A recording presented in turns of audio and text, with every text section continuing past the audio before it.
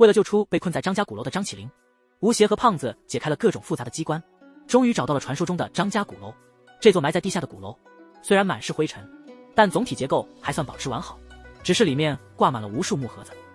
吴邪注意到地上有许多乱七八糟的脚印，头顶的柱子布满了射入的弩箭，旁边的爪印深入木头1/3，显然这里曾经发生过一场激烈的战斗。但吴邪的注意力被墙上4个小孔吸引，看来霍家人一进来就遭遇了密蚱驼。这种怪物比密骆驼还要难缠，攻击速度极快，两掌生有锋利的爪子。虽然霍家人都装备了弩箭，但还是被擅长飞檐走壁的密蚱驼打得毫无还手之力。关键时刻，幸好小哥及时赶到，一记回旋踢将密蚱驼踢入木楼。当2个霍家人想要追击时，小哥却察觉到了异常。小哥正要催促他们快点撤离，那2个霍家人就被密蚱驼拉进了里面。幸好小哥反应迅速，立刻将他们拉了出来，并用力一踢将紧追的密蚱驼踢飞。可惜楼上的一个霍家人没抓稳掉了下来，可密蚱驼没死，反而推着一根木头冲过来，趁机溜了，打算一会儿偷袭。小哥一脚把木头调转了方向，然后踩着木头跟了上去，凭借着张家人的绝技，硬是追上了密蚱驼。密蚱驼靠手掌的力量停下来反击，小哥不客气了，直接用千斤压锁住密蚱驼的头，旋转1圈之后，密蚱驼被彻底解决。小哥这才收刀离开。吴邪在地上发现了密蚱驼融化的液体，吴邪根据自己的判断，发现小哥已经受伤，于是2人迅速跟着脚步寻找，却在一个怪异的窗户前发现脚步痕迹消失了。吴邪用小刀打开了窗户，发现里面放满了卷轴和书籍。胖子发射了1枚照明弹，2人这才看清张家鼓楼的内部结构。正当他们准备继续寻找时，胖子突然闻到烧焦味，原来是照明弹引起的大火，如果不快点扑灭，2人可能都要被埋在这里。吴邪正在责怪胖子，旁边被火烧到的建筑物掉下来一具尸体，从这人的装扮看，应该是跟小哥一起进来的。担心小哥的吴邪就准备上去。胖子虽然无所畏惧，但上面的情景还是震惊了他。狭小的空间内满是尸体，从他们小刀上的锈迹判断，显然是遭遇了强酸或强碱的攻击。这是一种无差别的化学攻击。在角落里堆满衣服的地方，他们发现了昏迷的小哥。原来小哥通过放血降低心率成功存活。不过他们刚离开小哥就去了长白山。小哥透露青铜门内部有问题，趁吴邪昏迷时，小哥留下一串珠子进入了青铜门。小哥其实是去守护青铜门，因此吴邪打算用10年时间查明小哥的身世，而小哥留下的珠子成了吴邪唯一的线索。但秀秀在珠子上发现了些什么？珠子上的蝎子图案和马鞍村的蝎子废墟有何关系？这片地下废墟连你们祖坟的棺材都吞噬了，这是什么意思？难道这片废墟还活着？如果你挖掘那里的深处，会发现所有罐子都被吸附在这片废墟的外墙上，好像被什么吸引了似的。吴邪最初在张起灵留下的珠子上发现了一个奇异的蝎子图案，吴邪觉得这可能是把打开张起灵身世之谜的钥匙，于是让小花在世界各地寻找答案。结果迎来了一个意外的人。不出所料，金万堂又来发布任务了。他一开口就说这珠子和张起灵有关，因为金万堂发现了一颗完全相同的珠子，据说是一个姓马的财主的后代，因家道中落拿出来卖。金万堂的线人觉得珠子不错，便想让金万堂推荐一下，抬高价位。这是因为金万堂读了马家祖辈的回忆录，结果他在里面发现了一个关于张起灵的故事。张起灵带着马家人到了后山高处，这才发现所有枯萎的植被连成一片，形成了一个巨大的蝎子图案。据张起灵所说，这个巨大的蝎子图案下隐藏着一座建成蝎子形状的城镇，这座城镇多年前被泥石流掩埋，变成了废墟。但这座城镇在建设时忽略了一种防御机制，一旦有人靠近，就会触发机关释放毒气，这些花草也因此被毒死。小哥指着一个地方说，不信的话可以去那儿挖挖看，因为所有的棺材都埋在那片地下的外墙边，似乎被什么吸引了一样。几个月后，这一带将一草不生。小哥说，他曾在那儿看到过马家的棺材，然后他让马平川在1小时内准备好必须的物资，带上一把6斤重的短刀，并嘱咐马平川在这区域边缘用5丈长的竹竿往土里灌石灰，封住废墟的几个通道。如果7天后我还没回来，麻烦把这封信送回我家。7天后，马平川没等到小哥回来，他就把信送了出去。结果信送到了一座大宅院，但那儿已经无人居住。马平川挖遍了整座山，却没找到蝎子废墟，反而挖出了很多蝎子猪的旧物。马平川于是全家搬到境外的德家。前几天金万堂的线人传来消息，马家正以低价抛售许多旧物。吴邪虽然答应了和金万堂一起去，但金万堂去拿证件时，吴邪独自飞往德家，结果发现马家已经搬空。从买下马家古董的老板那儿得知，马家已经搬到了莫桑。吴邪刚到莫桑，在邮局寄东西时，在墙上发现了一幅油画，画里的少年正是张起灵。老板说，画中的地方是吉拉修行场。从那一刻起，吴邪又一次走进了一个精心设计的迷局。为了解开这些谜团，吴邪的他找到了莫桑雪山上的吉拉修行场的于达，原来于达小时候在修行场外见过张起灵，那时张起灵已经有了记忆丧失，所以他请于达带他逐一查看修行场的每个房间。在一个堆满卷轴的房间里，张起灵发现了一具尸体。事后于达查看了修行场的资料，却发现了一件奇怪的事：修行场建成后，每一代修行者中总有一个叫德人的，会选出一个名叫德人的继承人。张起灵找到的那具尸体正是最后一任德人。之后张起灵和于达一起拼凑出了一些碎片般的记忆，原来张起灵患有一种遗忘症，所以多年前张起灵和最后一任德人约定了一件事，不久后张起灵将从雪山深处带出一个巨大的秘密，但他出来时很可能开始忘记这些秘密，所以张起灵需要德人帮他整理这些杂乱的思绪。但等张起灵从雪山回来时，最后一任德人已经去世。张起灵担心自己将来会忘记所有记忆，于是让于达暂时代替德人的角色，并把自己去雪山的原因告诉了于达。于达说他记不清了，但于达把情况告诉了吴邪。张起灵的记忆卷轴都放在房间里，吴邪在卷轴上发现了蝎子废墟的秘密。原来张家是一个历史悠久庞大的家族，他们的年轻一代必须经历野外的试炼，不仅要扶正除恶，还得找到一把合适的兵器。兵器等级越高，家族中的地位也就越高。不幸的是，他们这组人没能找到合适的兵器，反而遭遇了一群盲目的土匪。土匪正准备处决张海信时，张海克突然出手打败了土匪。大家都认为张海克是为了救妹妹张海信，实际上张海克有他的理由。之后张起灵和张海克一起击退了增援的土匪。张起灵从土匪身上找到了一张地图，张海克急忙上前和张起灵打招呼。原来张海克希望张起灵能利用家族的力量帮他们寻找更好的兵器。张起灵提到了马鞍村地下的一个地方，但他觉得那里极其危险。张家人去东北前曾在马鞍村下面建立了一个堡垒，里面藏有大量兵器和秘籍，许多高手都试图进去，但都失败了，最后都被里面的机关杀死。直到几年前，一场泥石流掩埋了那里，但在寻找入口时，大家发现这场泥石流背后一定有不为人知的秘密，因为发现了一条精心挖掘的密道。可张起灵却意外发现了一些线索，这里的墙壁透露着一种诡异感。张念还以为是张起灵感到了害怕。经过一番周折，他们终于找到了一个地洞，地洞的底部直通张家堡。奇怪的是，这里的房间竟然是倒置的，虽然周围散布着许多兵器，但他们发现这些兵器的质量都很一般，地上还有一些死因不明的尸体。就在这时，一个正着的铜马出现了，从铜马身上的破洞中发现了许多相连的丝线，显然这是房间里的防御机关。张海信和张念各自在上方搭建了一座钢丝桥。张海克刚要上桥，发现张起灵已经一步跑上了桥。原来张起灵明白这机关难以解决。张起灵稳定身形后，拿出了一瓶液体，滴在土马的背上，立刻腐蚀出了一个缺口，里面不仅有大量细小的丝线，底部还有一个放着珠子的托盘。拆解这种机关，需要把丝线底部的珠子全部取出，任何震动都可能引发问题。珠子一碰到周围的丝线，就会触发相应的机关。这种复合型机关连续出现，完全无法找到规律。不幸的是，他们遇到了一种上百根丝线的变种机关。小哥继续用手中的工具慢慢向下伸进机关中，所有人都紧张地看着。小哥一举取出了所有珠子，然后慢慢抽了出来。等小哥回到地面时，房间的一个角落突然打开了一个隐藏的地洞。张海科立刻意识到，他们可能是无意中来到了张家堡的核心区域，因为只有在最核心的区域才会有这种高级的机关。地洞下面可能藏有兵器和秘籍。于是他们顺着地洞滑了下去，下面的墓道中竟然有一堵被堵上的砖墙，砖墙中间还镶着一块砖，地上的砖块上刻有张家的独门绝技。但为什么张家人抽出了一块砖，又放弃了打开砖墙的念头呢？小哥随手扔了个火折子进去，但火折子一进去就熄灭了。现在只能伸手进去探探情况，为防万一他们架起了马腿锏，一旦出事就准备切断手臂，以减少伤害。张海信却摸到了一具干尸，干尸身上还有伤口，并且从干尸身上摸出了一件物品，上面还有张家的麒麟图案。但小哥的记忆卷轴突然中断。吴邪想问于达后面的内容在哪里，于达却说丢失了，如果找到了会立即送给吴邪。就在吴邪去吃饭的时候，发现原本空荡的修行场已经人山人海。据吴邪的向导说，这些人每年这时都会去雪山深处拍雪景，但像现在这样大批量的还是第一次。吴邪感觉事有蹊跷，于是给胖子打了电话。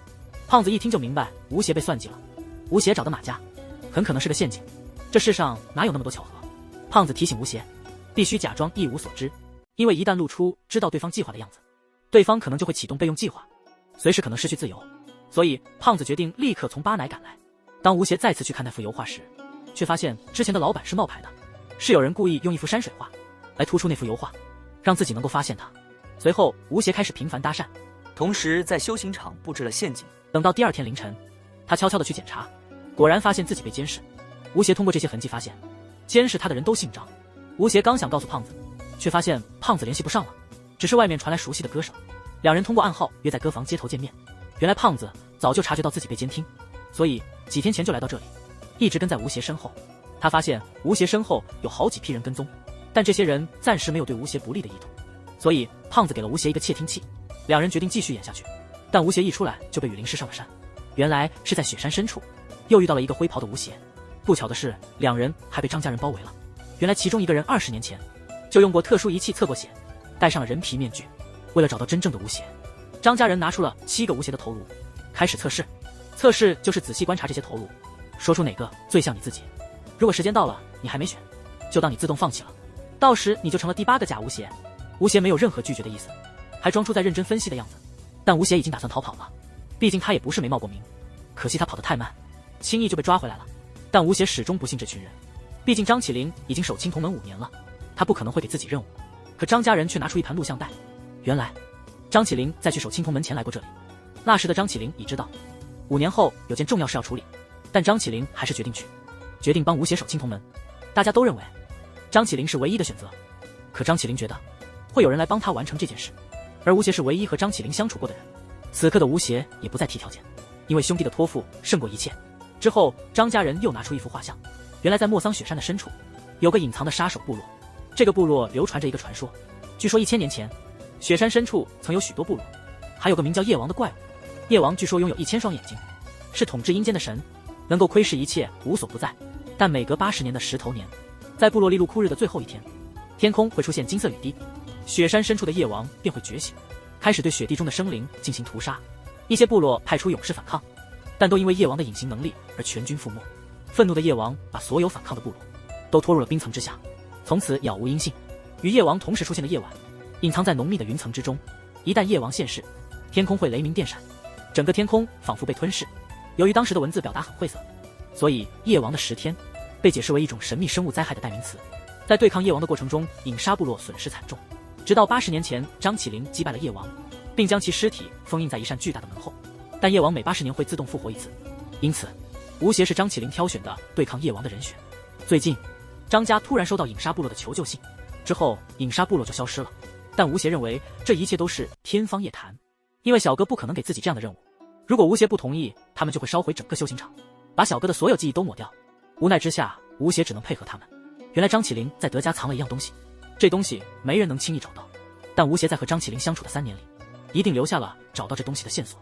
天杖不仅是张家族长的用品，还是对抗夜王的关键武器，但他们对天杖的使用方式一无所知，不知如何用天杖对付夜王。张家的主要任务是帮助吴邪找到天杖，并安全将吴邪送到雪山深处。吴邪决定先和朋友们商量，岂料张海信立刻提出要测试吴邪的朋友。吴邪他们等了好几个小时，张海信却迟迟不回。张海科也不愿多言，因为张海信的身手在众人中也是顶尖的。果然不久，张海信抓回来了一个人。张海信感觉这样的朋友对夜王计划无用，尽管这人和胖子极其相似，但吴邪始终不信胖子会这样轻易被抓，于是让张家人揭开头套。所有人都惊呆了。张海信抓到了大胡子，张海信开始追问，为何大胡子会出现在吴邪朋友的房间里？岂料惊慌失措的大胡子竟然说出了一口生硬的外语，直接让审问的张海信听傻了。听到这消息，吴邪却是高兴坏了，马上开始给张海信介绍他的朋友。吴邪开玩笑说只有自大的人才能中奖。张海信一听说是胖子，就觉得这次肯定没戏了，毕竟胖子这些年来百折不挠，名声远扬。张海科赶紧叮嘱大家要机警些，以防被跟踪来的胖子一网打尽。这时吴邪突然接到一个陌生电话，接着几个冒烟的东西被扔进房间，大家除了躲闪就是开窗。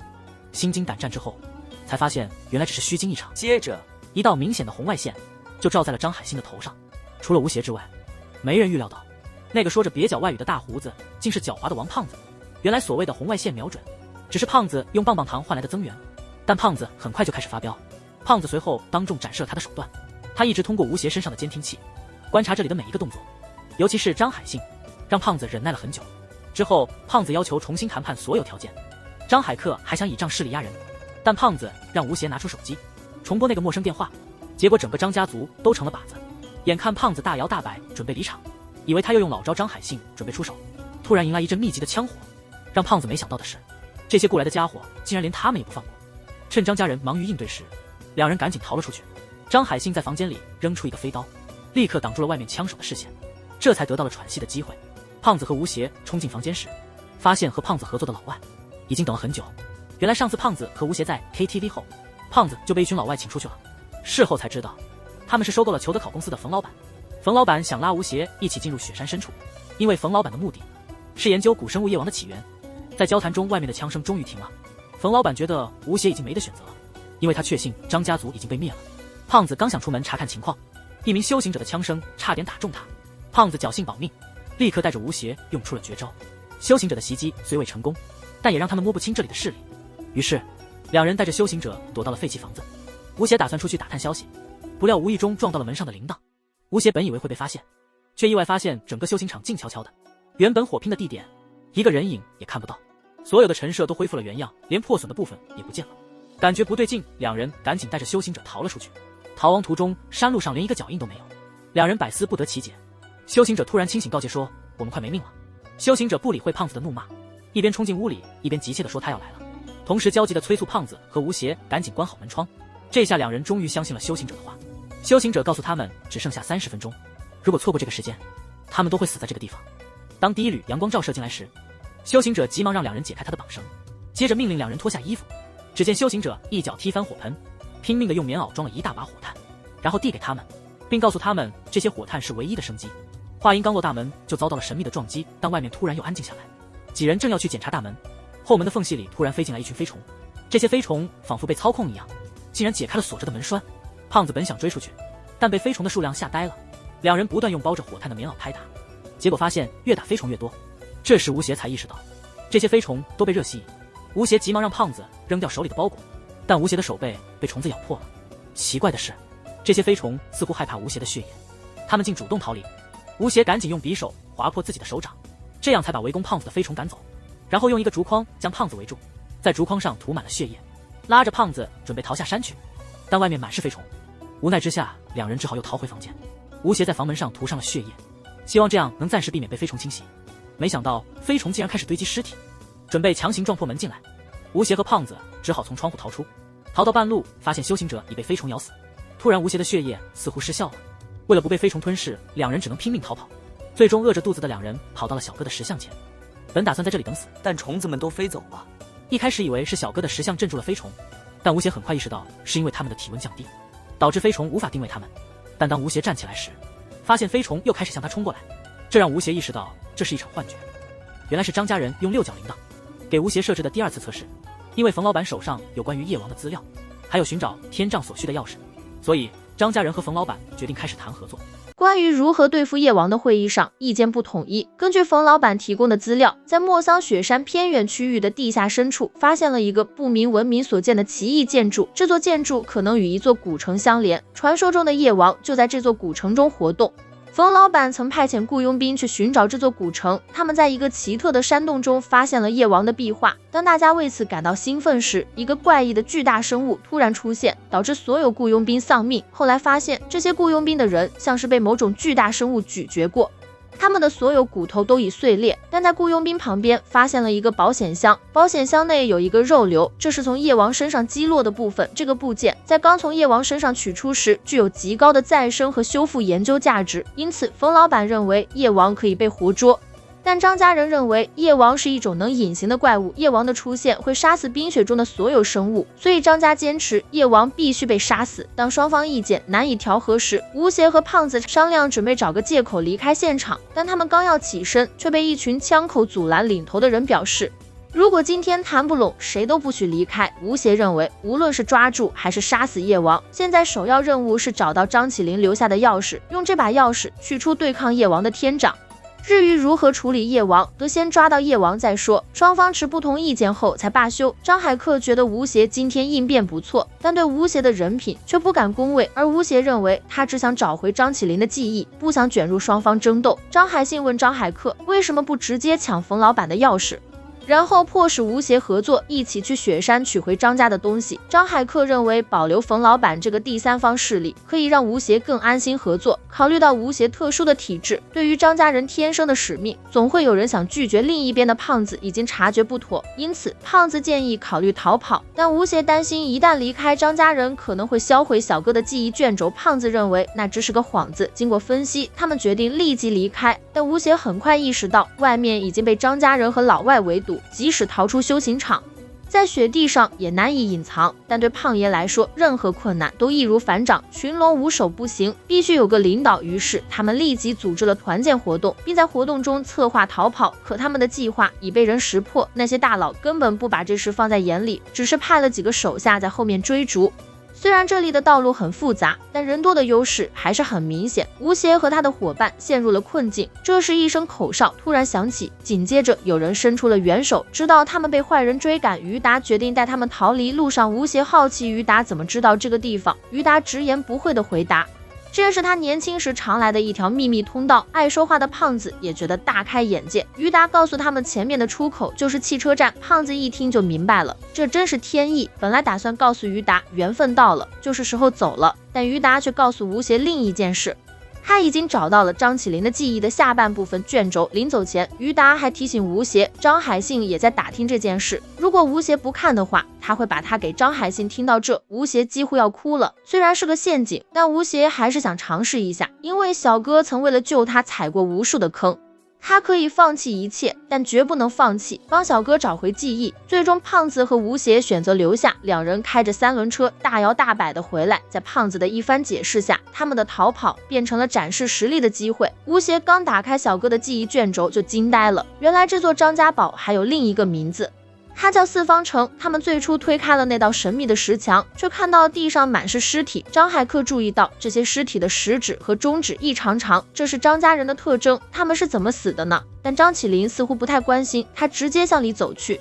张海克找出了所有尸体的死因，都是颈部被扭断致死，这是张家人独有的战斗方式。难道是张家人在这里互相残杀，家族成员之间的内斗？直到张海克发现了墙上的石膏，这才确认了他的猜想，原来是一批张家人想要进来。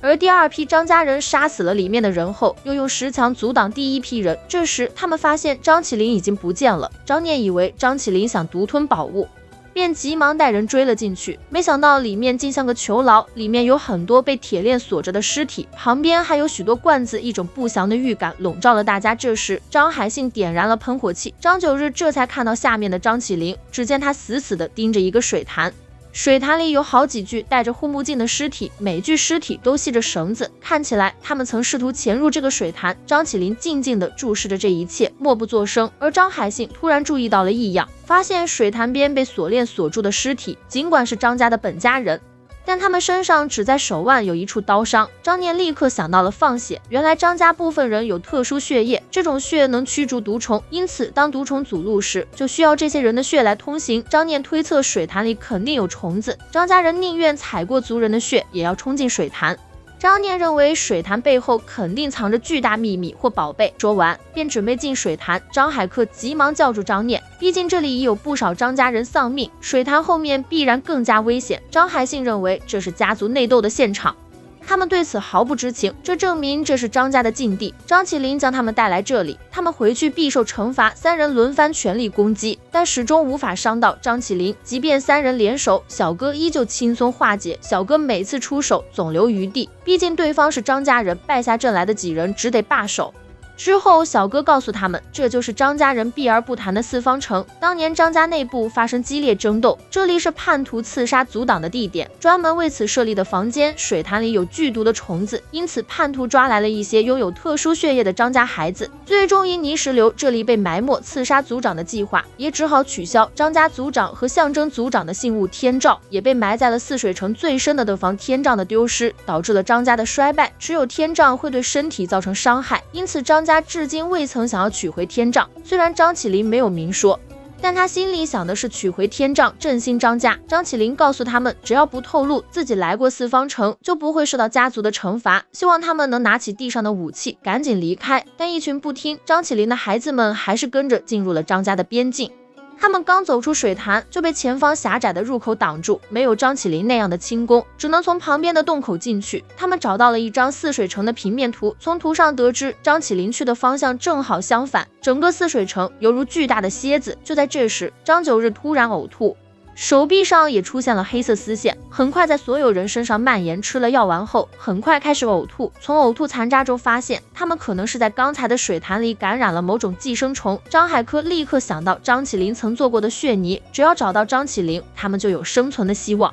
但现在他们联系不上张起灵，而且他们的状况已不容乐观。随后张海信在原地等待接应，另外3人则进入了泗水城的排水系统。一声巨大的爆炸声随即响起，泗水城遭受了严重的破坏，隐藏在墙内的毒气机关被激活，毒气迅速泄露了出来。被毒气侵染的山体，其上的植物也迅速枯萎。小哥意识到，即使是他也无法在这种浓密的毒气中存活，于是他找到马平川求助，请马平川封堵所有可能的漏洞。小哥带着物资重返泗水城，他通过地面的标记找到了张海信。小哥毫不犹豫地使用了自己的麒麟血，张海信喝下一口后立即剧烈呕吐，紧接着他身上的黑线开始消退。他们随后救出了被困的张九日。小哥用蝙蝠哨定位到，他们2人都被石头困住了，动一个就可能导致另一个坠落。小哥点燃火折子扔了下去，在了解清楚情况后，他用绳子固定住张海克。此时墙上的刀开始松动，小哥迅速将张念推向旁边的台阶。小哥落下时，用刀再次稳住自己。这一推让原本看不起小哥的张念改变了对他的看法，依靠张念伸出的手，几人合力回到了安全地带。随后他们逐一清除了寄生虫。平时不多言的小哥通过自己的行动，让原先各自为战的张家人开始团结起来。张九日建议他们组建一个小组，他拿出自己找到的蝎子飞镖，每人分发1块作为信物。小哥告诉大家，回去的路已经被封锁，但他还知道另一条路，这条路非常危险。随后小哥带他们来到了泗水城的最深处，原来族长当年带小哥进来后，就把他留在这里，让他自生自灭。结果小哥找到了一条只能出不能进的路，才幸存下来。所以他希望他们按这条路离开。让小哥意外的是，这些曾经看不起他的人，现在决定跟他一起冒险。小哥嘱咐他们族长设置的死局非常危险，大家都要量力而行。之后他们发现这里原本是一条暗河，河道里满是骨骼，仿佛在诉说一场激烈的战斗。走了一会儿，他们终于到达了船下。张念觉得这破旧的船不可能藏有机关，但小哥却凝视着对岸的山崖，似有所思。船上的尸体也很古怪，因为尸体没有任何外伤，更像是自尽。张海信也注意到了一些诡异的事情，有几具尸体似乎在保护一件用帆布包裹的东西，大家猜测这里可能藏着族长的尸体。张九日用刀子割开覆盖的帆布，张海信正要查看这时，突然发生了意外。紧接着传来了齿轮转动的声音，整个船的甲板开始震动。原来这艘破船只是个掩护，船上竟然装有重力平衡机关，一旦船上重力失衡，就会启动防御机制。